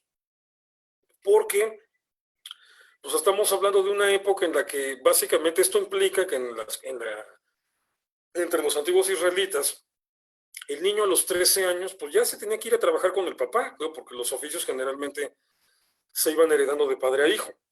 Entonces, o sea, olvídate, ¿qué hace un niño de 13 años? O sea, en nuestra perspectiva, oye, déjalo jugar, ¿no? Aunque sea juegos de video, pues déjalo jugar, o cómprale un cómic, o, bueno, tiene que ir a la escuela, tiene que hacer tareas. No.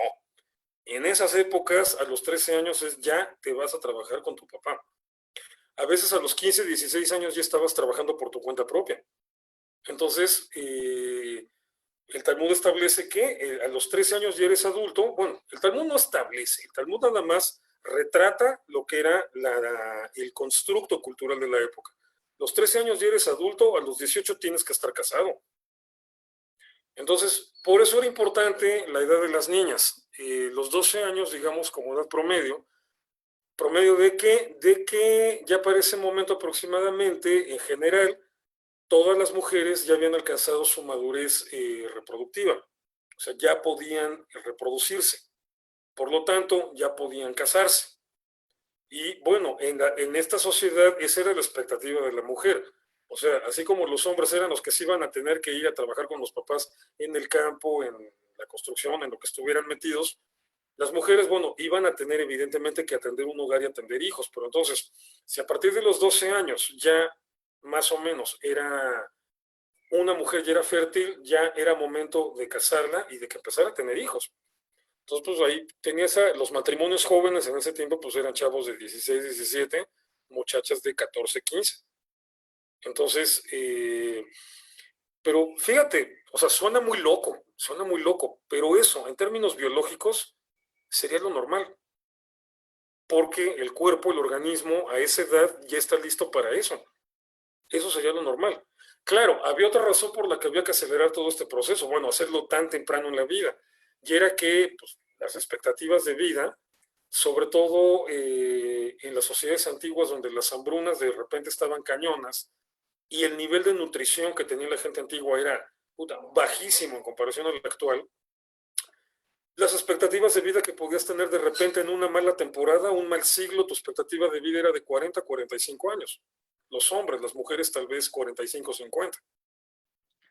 Un poco mejor te iba con el siglo. Bueno, los hombres tenían una expectativa de vida de 45, 50 años, las mujeres de 55 a 60.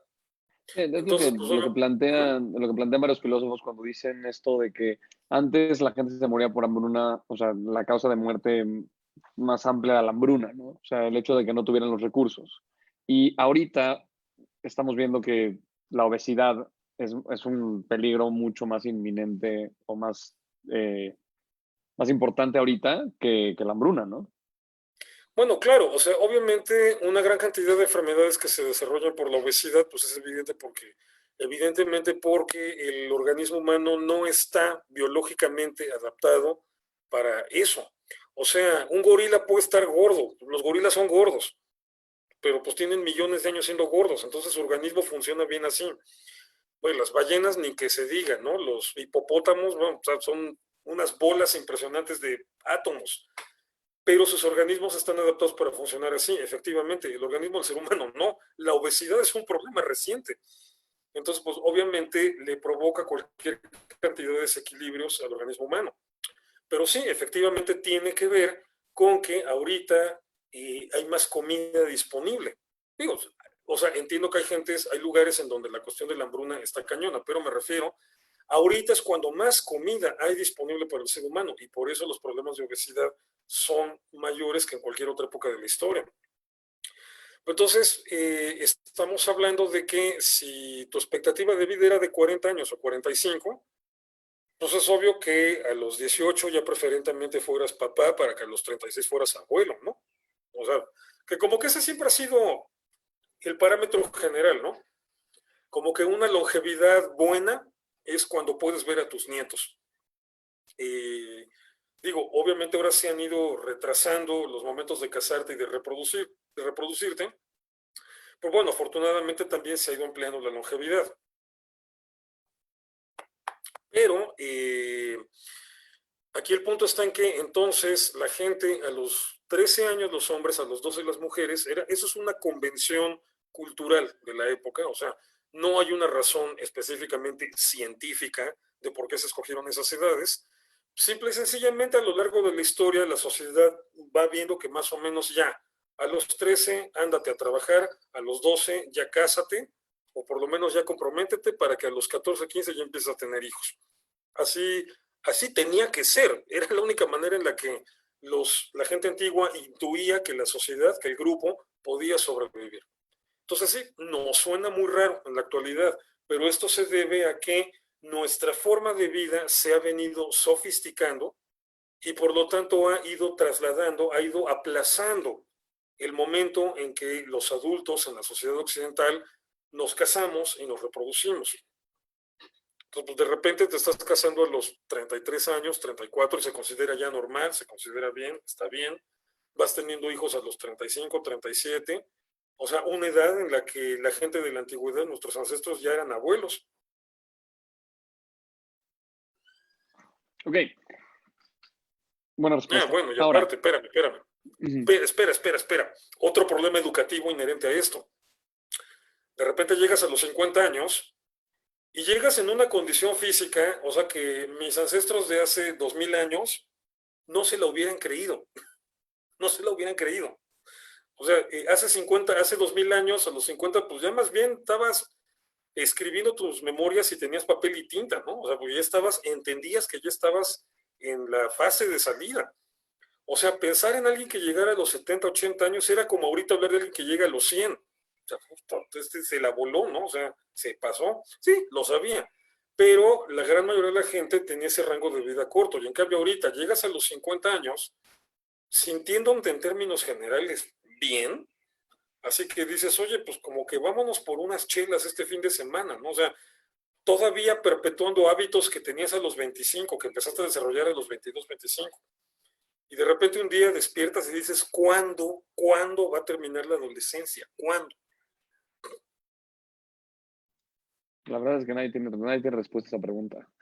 Se ha preguntado hasta el cansancio. Ese cuestionamiento se repite en cada época que existe, y más, bueno, obviamente desde la psicología moderna para acá. O sea, estamos hablando que siempre está la discusión, ¿no? Que dicen, no, es que termina a los 18. Y después dijeron, no, para nada, a los 21. No, a los 25. No, a los Ya, o 21. sea, por eso tuvimos que inventarnos el concepto de chavorruco, ¿no? Que no termina. Marc, estás entrando en tu segunda adolescencia apenas, tienes 30. Yo no estoy preocupado, pero lo tomaré en cuenta para que cualquier cosa que me digan, les voy a decir, es que estoy entrando en mi segunda adolescencia, no es personal, ¿sabes? Ahora, va la siguiente pregunta.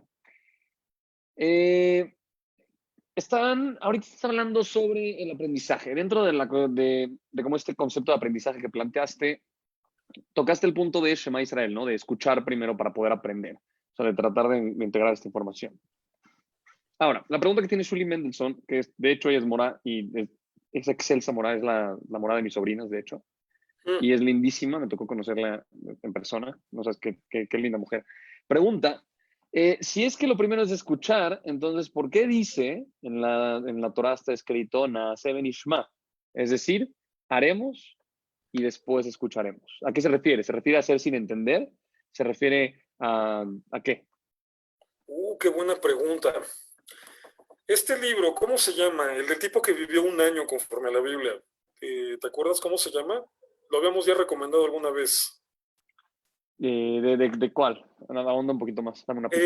De un tipo, un judío neoyorquino, el típico judío neoyorquino que se propuso vivir todo un año así, pero en el estilo bíblico. No me acuerdo el nombre. Please, busca el dato y googlea, un año viviendo de manera bíblica o algo así. Ok, ok. Eh, pues este chavo lo hace como un experimento personal, o sea, pura extravagancia personal. Pero después de todo un año viviendo así, literalmente como lo indica la Biblia, o sea, no se rasuró, no se cortó el pelo, andaba con túnica, el tipo de ropa que usaba, los hábitos alimenticios, o sea, todo conforme al modelo de vida bíblico.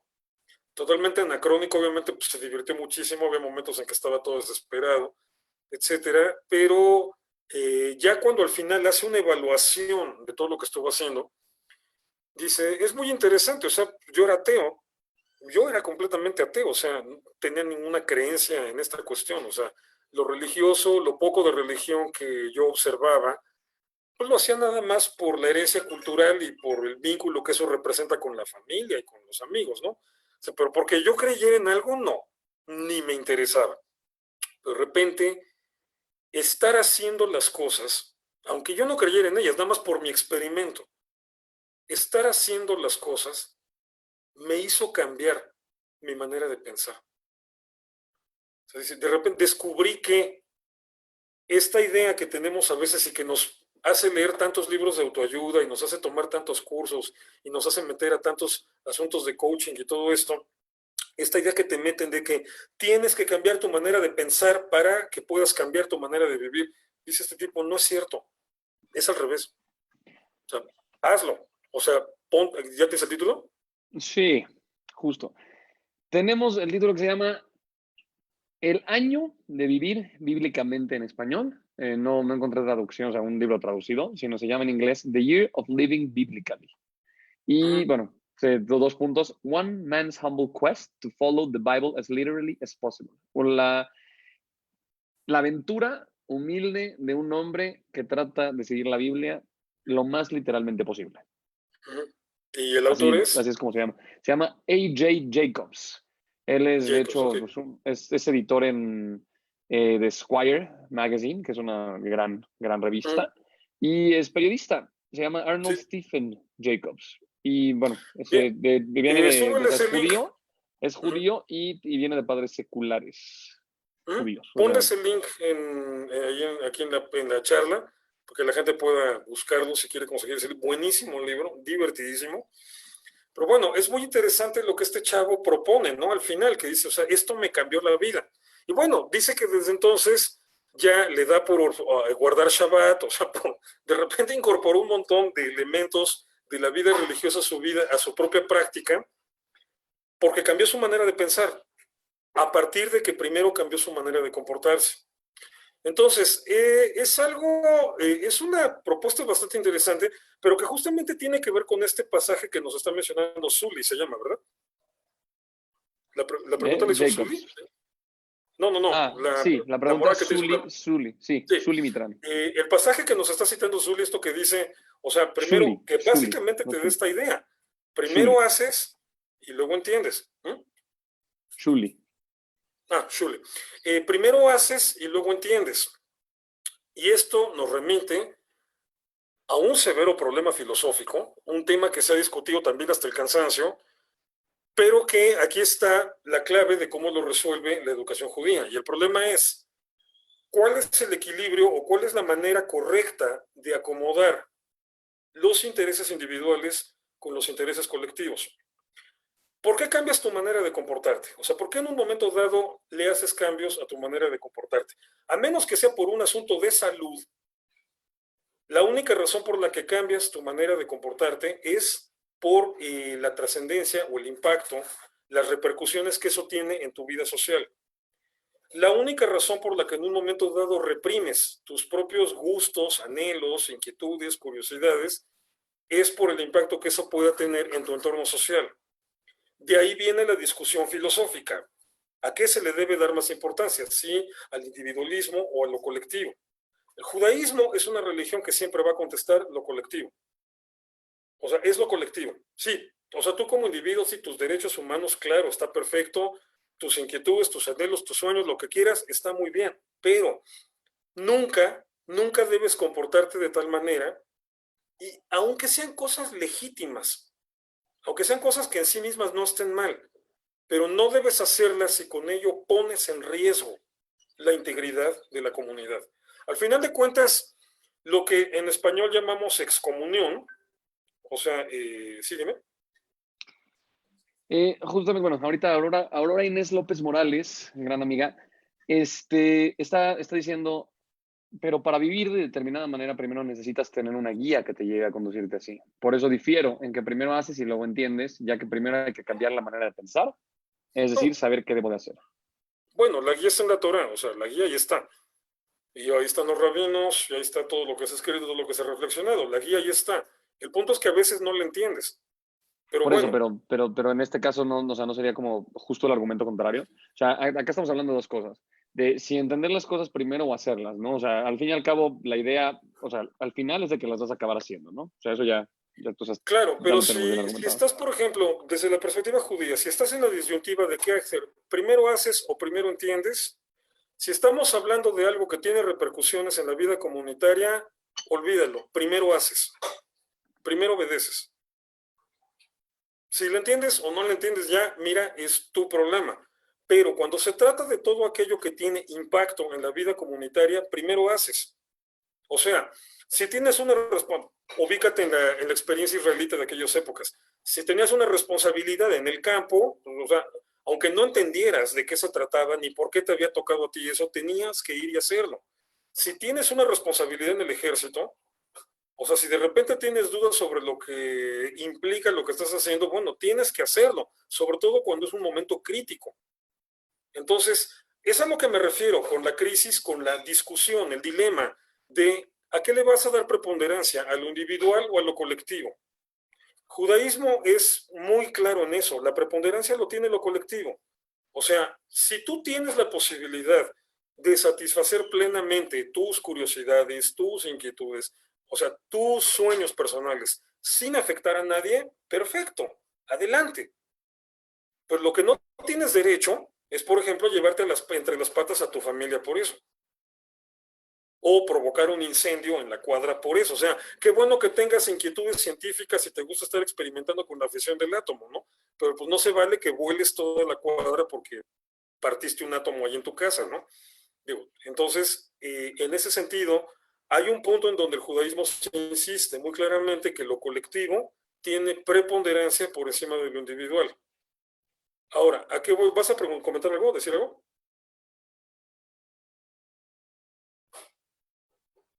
No te oigo. Sigue. Es que hay una, Ok, o sea, están bien. comentando, Entonces, pero en creo que es este mejor punto así. en donde entiendes, espérame, en donde entiendes que lo colectivo, el interés de la colectividad, sí está por encima de tu propio interés, o sea, no tienes derecho a poner en riesgo la integridad de la colectividad, entonces implica que hay cosas que tal vez vayas a tener que hacer o dejar de hacer que no te gusten o que no las entiendas. Pues entonces la lógica judía, o sea, cuando te dice haz y luego entiende, es que las hagas. Ya que estés inmerso en esa dinámica, va a ser más fácil que entiendas por qué está prescrito de esa manera. Claro, lo ideal es que entiendas, pero cuando llegas a ese punto de que tienes una responsabilidad que cumplir y no la entiendes, el judaísmo establece que no estás exento de cumplir la responsabilidad. O sea, hazla, obedece, ya entenderás. Bueno, si te aplicas, por supuesto, ¿no? pero en ese momento crítico, en esa duda crítica, haz lo que tienes que hacer, aunque no lo entiendas. Ok, Rosa Nelly Cárdenas pregunta, y yo sé que no es lo mismo, pero voy a dejar que tú lo expliques. Rosa pregunta, ¿es como si primero le das un sorbo a la horchata y luego preguntas los ingredientes? Pues más o menos, digo, Está no, yo padre el prefiero ejemplo, la verdad. preguntar los ingredientes primero, pero, No, pero de bueno, hecho, sí, de o sea, hecho, es puede, que ese es, o sea, sí, pero si se refiere a la parte de kashrut, justamente lo que te dice es de que sigas el kashrut aunque no entiendas el concepto. No lo que te está diciendo es de que vayas a hacer las cosas y después preguntes si era lo que tú pensabas, ¿me entiendes?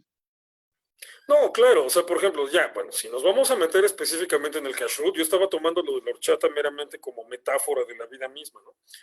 Eh, pero si vamos a hablar ya de kashrut, o sea, ahí sí, o sea, en el judaísmo no cabe esta idea de, no, pues sí, me meto a cualquier restaurante en una zona donde yo sé que se comen mariscos y carne de cerdo y nada más no pregunto de qué se trata. No, no, no, o sea, tienes boca, pregunta.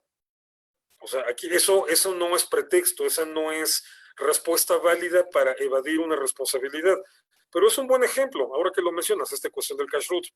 O sea, la perspectiva judía sería, ok, no entiendes por qué hay una cierta prescripción de prohibiciones de estos animales, no los comas. Ok, no lo entiendes, está bien, dedícate a estudiar, dedícate a reflexionar, piensa en el tema todo lo que quieras, pero no los comas.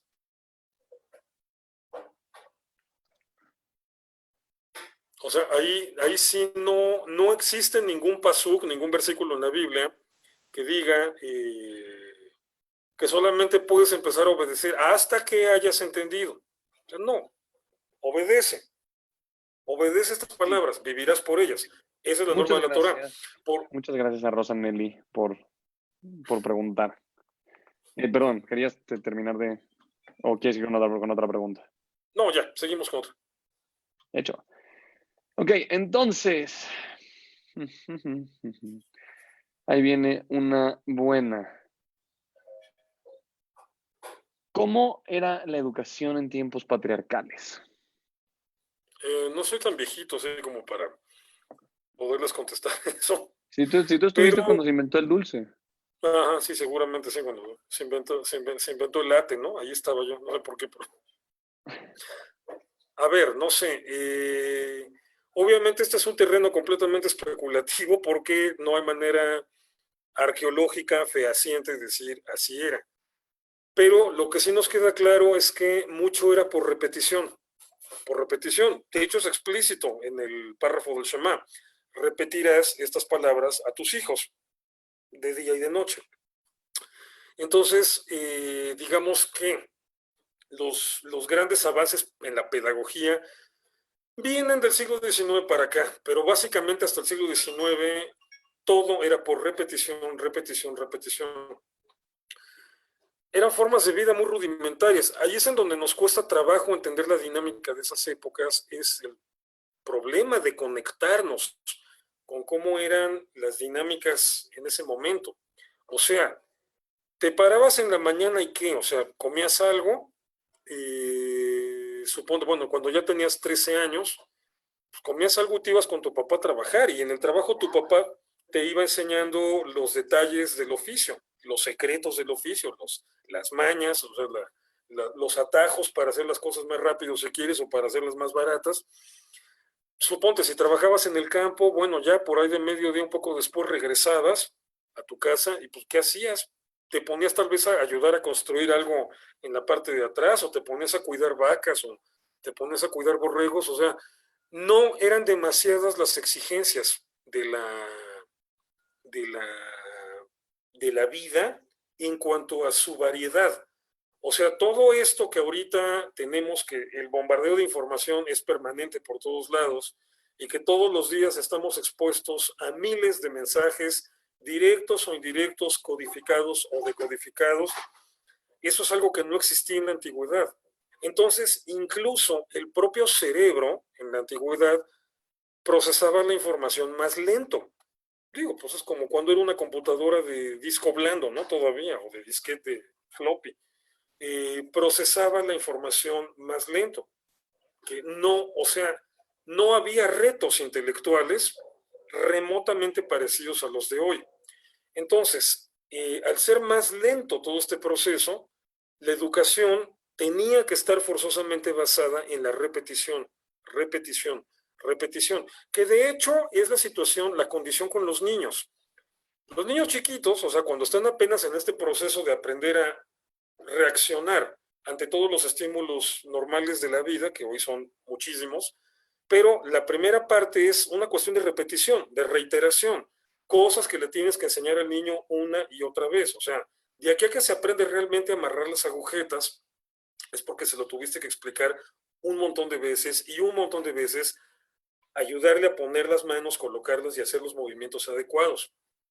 ¿Por qué? Porque mientras eres chiquito, o sea, necesitas de esa reiteración. Y como lo han señalado muchos biólogos o muchos neurolingüistas o neurólogos, de alguna manera en la infancia reproducimos nuestros estadios más primitivos como especie. Entonces se necesitaba de todo eso, repetición, repetición, repetición. Eso es lo que nos queda claro de cómo era la educación en ese tiempo. Más detalles, pues ahí sí ya resulta un tanto difícil reconstruirlos. Podían variar de repente de clase social a clase social. Por supuesto, podían variar de oficio a oficio y podían variar de lugar a lugar. Digo, porque no es lo mismo ser pastor en una zona semidesértica que ser pastor, por ejemplo, en Argentina, ¿no? Donde el pasto crece abundantemente y Argentina durante muchos años fue la despensa de carne de toda la humanidad. Entonces, básicamente, toda la educación que recibías era para reproducir, perpetuar el oficio paterno. Era lo más lógico. Muy rara vez se daba una situación que te permitiera llevar otra ruta. Normalmente era para esto. Por ejemplo, lo que podía alterar en un momento dado en la antigüedad, esa rutina, esa inercia, en un caso dado en un israelita, era que de repente el niño es muy listo, entonces lo ponemos a estudiar más para que se convierta en un rabino, para que se convierta en un maestro de Israel. Pero el rabinato no era un oficio profesionalizado. Entonces tenías que tener tu oficio aparte. ¿Y cuál era tu oficio aparte? Pues el que habías aprendido de tu papá. Entonces, no era algo que cambiara tu vida, nada más algo que le aportaba un plus, pero continuabas haciendo seguramente lo que era el oficio paterno. Ahí tienes a Maimónides, todavía en la Edad Media, ¿no? Porque es un rabino, pero es un médico. ¿Y de qué se mantenía Maimónides? Pues de dar consultas médicas, de dedicarse al ejercicio de la medicina. Entonces, lo único que sí podemos asegurar contundentemente, o sea, claramente es muy evidente en el texto bíblico y es muy lógico en el contexto histórico, es que todo el proceso educativo se basaba en eso, repetición, repetición, repetición. Pero hay que tener en cuenta esto que ya señalé, nuestra agilidad mental como especie era notoriamente más lenta que la actual. O sea, a una persona de hace 3000 años no le hubieras podido hacer manejar una tablet, pero ni poniendo los 17 años a practicar, no habría podido. Entonces, bueno, o sea, más allá de eso, no tengo entendido que la arqueología haya reconstruido de una manera tan específica cómo eran los procesos educativos, porque repito, aparte podían ser distintos dependiendo del contexto social, del lugar geográfico y de varias circunstancias más. Pero bueno. Ok, muy buena pregunta. Ahora, dentro de esta, bueno, esta va a ser la última pregunta porque ya nos acaba el tiempo. Así que espero que te guste. Creo que te va a gustar. Está muy bonita. ¿Qué es, dónde difiere la educación en cuestión de su influencia religiosa dentro del judaísmo? O sea, ¿cuál es la diferencia entre una persona que es muy ortodoxa, de acuerdo a cómo le enseñan a sus hijos, y una persona secular? ¿Cómo es que esto afecta a las diferentes personas? Y más que nada, ¿cuál de estas dos puede ayudarlos a tener una perspectiva mucho más amplia respecto a la Torah o a la vida en general? Bueno, a ver. Te dije que es una buena pregunta. Sí, varias cosas que acomodar ahí. Una perspectiva más amplia respecto a la Torah va a depender de que estudies la Torah. O sea, aquí sí no hay vuelta de hoja. Si no la estudias, no vas a tener ni siquiera una perspectiva limitada. Claro, la puedes estudiar desde una perspectiva muy tradicional o la puedes estudiar desde una perspectiva liberal. Aquí lo primero que habrá que explicar es que en una educación típicamente judía, extrañamente no necesariamente implica que sea típicamente religiosa. Hay familias judías muy seculares y que sin embargo son bien judías. ¿Por qué? Porque han venido heredando una serie de hábitos. O sea, yo creo que difícilmente te vas a encontrar personajes tan judaicos como Albert Einstein o como Sigmund Freud, y que fueron personas que crecieron en hogares seculares a los que no les interesaba mucho la educación religiosa. Entonces, estamos hablando de personas que de todas maneras en sus casas aprendieron un montón de hábitos característicamente judaicos. Es lo que ya he platicado en otras ocasiones, que, el modus operandi talmúdico, la idiosincrasia talmúdica, la tenemos hiperarraigada en el judaísmo. Entonces, aún en familias que son seculares, la lógica con la que se discute es talmúdica. Bueno, le diríamos es folclórica. Cuando decimos que algo es muy folclórico es básicamente que es talmúdico. O sea, tú vas a esa casa y ves el relajo que se arma y en la mesa están hablando de 5 o 7 temas al mismo tiempo y la forma en la que se cuestionan, se preguntan los chistes que hacen, o sea, parece que se la viven estudiando Talmud todas las tardes. Y a lo mejor es una familia de ateos. Pero bueno, el peso cultural es tan fuerte que siguen heredando esos rasgos, esos hábitos. Entonces, hay un nivel en donde se puede ser liberal o se puede ser religioso, bueno, se puede ser muy laxo en la práctica de la religión o muy ortodoxo, y sin embargo, los dos pueden ser perfectamente judaicos, más que judíos, digo, judíos eso, no sé, pueden ser perfectamente judaicos en su modo de hacer las cosas. Ahora, eh, digamos, otra cuestión es la problemática ética, que también hay, o sea, hay gente buena y hay gente mala. Y hay gente religiosa que es buena y que es mala, y hay gente no religiosa que es buena y que es mala. O sea, eso no garantiza, eso no determina, ese tipo de educación no lo determina. Entonces, digamos que el nivel de observancia de la Torah que va a tener uno no es por cómo haya sido educado. Mucha gente que fue educada en hogares muy ortodoxos y abandonó la religión o se volvió más laxo en su práctica religiosa. Y gente que viene de hogares muy seculares, a veces hasta asimilados, y de repente se vuelven completamente observantes, ortodoxos, hasídicos.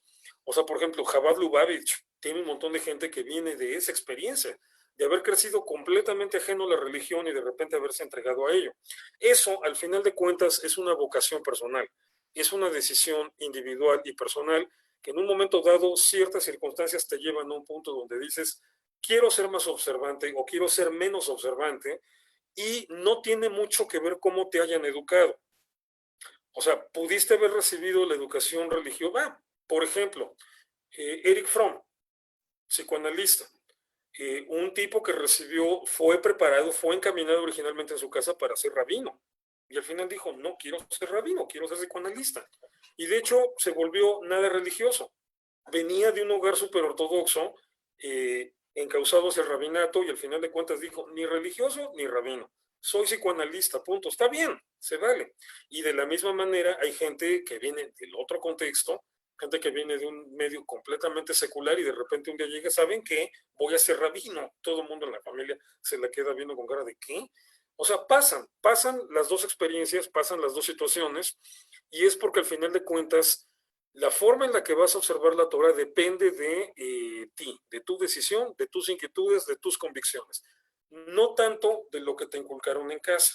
Eso puede cambiar, que también esa es una idea que tenemos muy clara, los seres humanos son reeducables. Pudiste tener una nula formación religiosa y lo que normalmente habrías empezado a los 3 años en el Heider, lo empiezas a los 40 años. Está bien, se vale y se puede. O sea, puedes reacondicionar toda tu manera de pensar y de vivir si realmente lo deseas hacer. Está perfecto, es válido. Entonces, en este sentido, tampoco realmente afecta mucho si vienes de un contexto secular o si vienes de un contexto religioso. Al final de cuentas va a depender de tu propia postura ante la vida, y aquí es en donde van a influir los elementos subjetivos del proceso educativo. Por ejemplo, decía, por ejemplo, con la pregunta anterior, ¿no? Que la educación en la infancia o en la antigüedad se basaba en esta cuestión de repetir, repetir, repetir, repetir, repetir. Bien, hay gente que ha sido educada así, en ese rigor, en esa educación así toda cuadradita, así donde no te muevas, es así porque es así. ¿Y por qué? Cuando te seas grande lo entenderás. Ahorita es así porque es así. Pero hay gente que ha sido educada así en un ambiente amoroso y hay gente que ha sido educada igual, pero en un ambiente odioso. Entonces, obviamente, a la larga, desarrollan diferentes actitudes ante esos códigos educativos o ante esos códigos de conducta. Gente que no los tolera y gente que está perfectamente feliz con eso. ¿Por qué? Porque ahí lo que entra en juego es un elemento subjetivo de la educación y que no tiene que ver con la educación como concepto abstracto, sino con el educador, con la calidad humana del educador. Entonces, por eso este tipo de frases de filosofía de Facebook, ¿no? De poesía de Facebook o de sabiduría de Facebook, de que pues un gran maestro es aquel que hace que aprendas, ¿no? Pero todavía es más grande, o sea, no, el maestro más grande no es el que te enseña, sino el que te inspira, ¿no? O sea, frases que de repente son muy ambiguas, pero que al final de cuentas se remiten a esa realidad de que una cosa es la educación como tal, pero otra cosa es el educador. Entonces también ahí juega, y bueno, y de eso vamos a hablar un poco más a fondo mañana, pero ahí es en donde tiene mucho que ver, juega un papel muy importante la calidad humana de quien está dirigiendo el proceso educativo. Entonces, puede ser muy ortodoxo y puede ser un ángel hecho ser humano y puede ser un absoluto bestia. Y entonces, bueno, el efecto que va a provocar en la gente a la que educa, lo más seguro es que es el contrario. O sea, lo más seguro es que uno salga fascinado con eso y quiera seguir metido en eso, y el otro esté harto y no aguante y mejor un día se larga y cambia completamente sus parámetros de vida. O puede pasar exactamente lo mismo, pero en el mundo secular. Y entonces una persona que creció en un hogar secular estable, tranquilo, amoroso, no se plantea la necesidad de cambiar eso. Una persona que creció en un ambiente secular con unos padres que eran unas absolutas bestias, pues un día opta por cambiar, romper esos paradigmas y buscarle de otra manera. Ok, excelente. Señoras y señores, llegamos al final de la transmisión. Se nos terminó el tiempo y sinceramente creo que, viste, o sea, hay muchas cosas que reflexionar y que mínimo hay que entrar a profundidad contigo, como siempre. Pero me fascinó, así que gracias. Muchísimas gracias a todas las personas que están con nosotros aquí teniendo esta conversación con Irving. Bienvenidos. A veces se intenta dar el espacio a todas las preguntas, a veces no se puede por cuestiones de tiempo. Esta fue una de, pues ya, ahorita podemos mantener las preguntas para mañana, en donde el tema a las 12 del día va a ser la educación y cuántas lecciones que nos va a dar la educación. No sé, Mark, eso no sé. O sea, son tantas, no sé ni cómo organizarlas todas, pero bueno, ya veremos mañana. Ok, así que no se lo pierdan. Va a ser algo un poquito más personal. A lo que me refiero es de que le vamos a ver la educación como una cuestión de hábitos, de acción y a diferencia de esta transmisión, ¿no?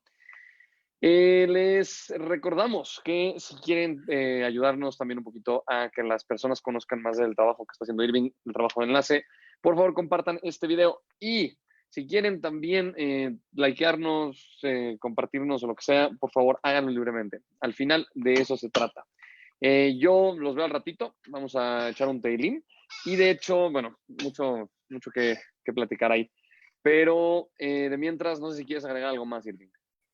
No, nada más iba a decir que yo pensé que les ibas a decir que les recordamos que el viernes es día del maestro y que mande sus regalos a la oficina, pero bueno. Pues sí, si alguien le quiere mandar un regalo a Irving, por favor escríbanme en inbox y nosotros, o sea, yo ahí les paso un tipo de mensajería que les pueda llegar, pero para que nadie, luego ya sabes que hay gente viendo que nada más seguro te trae ganas, entonces para que no haya ningún problema de seguridad, avísenme y yo le hago llegar los regalos sin problema. Bueno, la mitad de los regalos, ¿no? Pero sí. Les mando un gran abrazo, un gran saludo a todos. Muchísimas gracias, Irving, una vez más por estar con Al nosotros. contrario, un gustote. Siéntanse bienvenidos y nos vemos mañana. Hasta mañana, cuídense aquí, nos vemos. Adiós.